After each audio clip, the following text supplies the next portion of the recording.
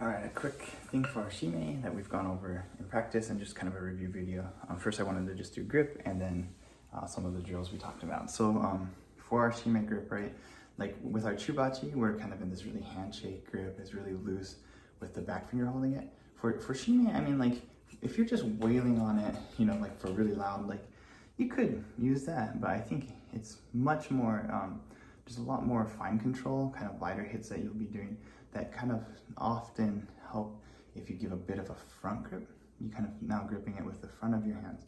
Now, so you can still use the same kind of handshake, loose hand grip, right? And do that.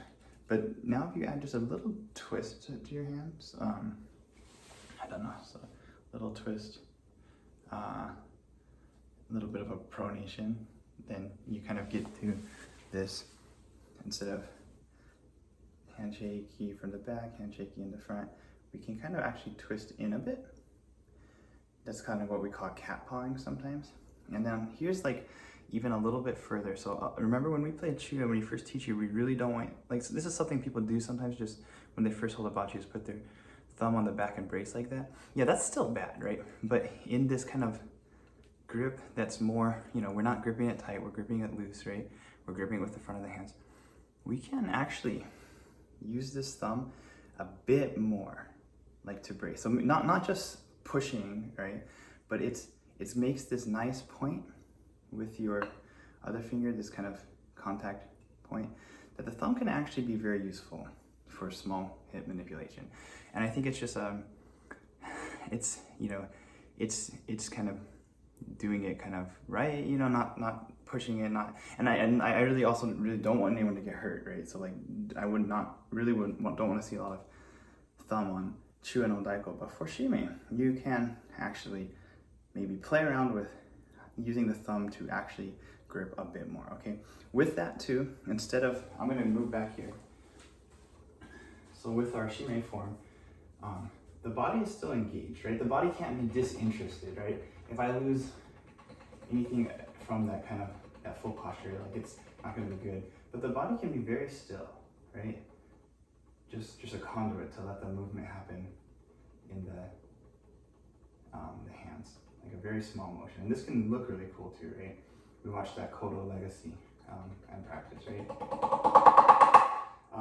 To access that kind of small range, yeah, using that kind of front grip, just a slight bit of pronation can work, or like that's okay. So the cat paw, I think the pronated grip, right, that can help with speed, or the maybe not quite as pronated but with a bit more use of the thumb can also kind of achieve a similar kind of effect.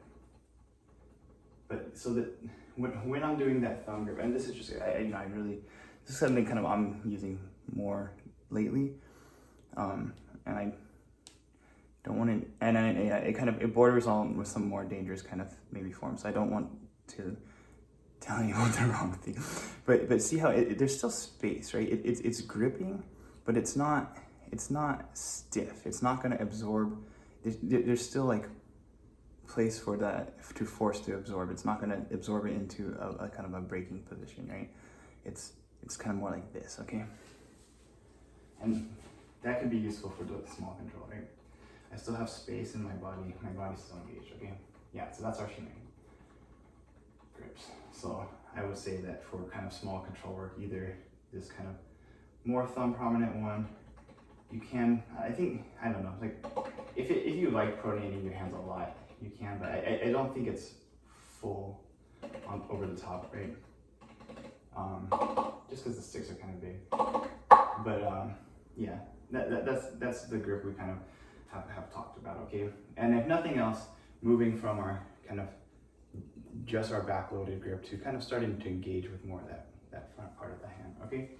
So we talked about a couple drills to kind of work on at home, and so one thing that we were talking about is a kind of an accenting drill, and this is to work on both the dynamics kind of a song, as well as like swing is something that we've been talking about, like getting right, as well as kind of good, just kind of practice to like really know your songs, right? If I was to play Utage and just accents, I can still fill in the other notes.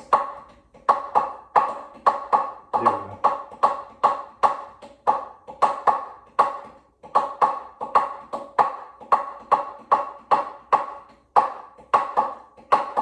This is a G part.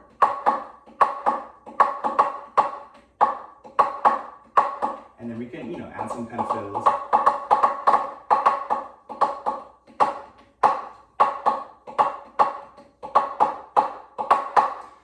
And so on. Okay, so just play a song you know and accent the hits that you are playing. For a lot of our songs, like that's it's you know, they're on like the G kind of directly, and so you can do that. One more thing I kind of wanted to say about form 2 is when you're kind of using that kind of small space too, it helps to really not hit flat, right? That when we're kind of in our either our more front-loaded grips, that I'm going to exaggerate a lot, but there's a bit more of a point to them rather than a drag to them, right? That they're kind of more pointed, okay? Yeah. So that will help, kind of keeping this angle larger than smaller. Okay. So with these, you know, it is trying to really bring out the accents instead of just slightly. To really try to bring down the sukun. Okay, so I think that would be useful to kind of really work on those dynamics and stuff.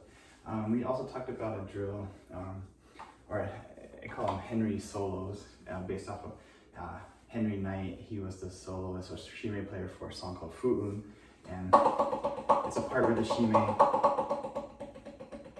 goes down, and then it ends up starting a solo, but it's still kind of feeling the backspace. So you end up kind of just soloing over your own backbeat.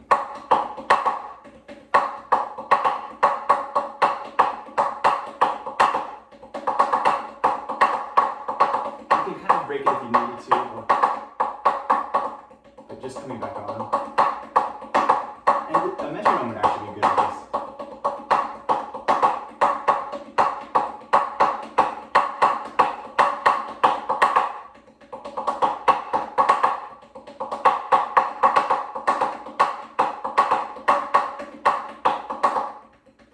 Yeah, and you know, there's a lot of kind of techniques you could kind of like play around with, like in developing a solo in this. Kind of exploding out of a small beat, repeating lines and stuff. So you know, there's all these kind of, you know, inverting lines. Like you can, or just coming up with lines on the spot, right? There's a lot that I think you can get out of that while simultaneously drilling dynamics, right? Timing, like doing this to a metronome. Sometimes, like I know this kind of, sometimes I do that to. Oh, okay. These are the lines I tend to rush or something, right? So that's a Henry drill or something, or yeah. So I think that's a kind of it's a good way to practice soloing too. You're giving yourself your own backbeat. You're kind of soloing over the top of it, and it's useful for Shime, but you'll find it useful for things like odaiko or stuff too. That coming out of your own G is sometimes a cool soloing thing. Okay, so I give you those two. I gave you Issa drills. I actually already filmed a video for that, so I'll post that separately. And those are 3 at-home Shime drills that I'll have us start with. Okay, all right. Yeah, I'll catch you next time.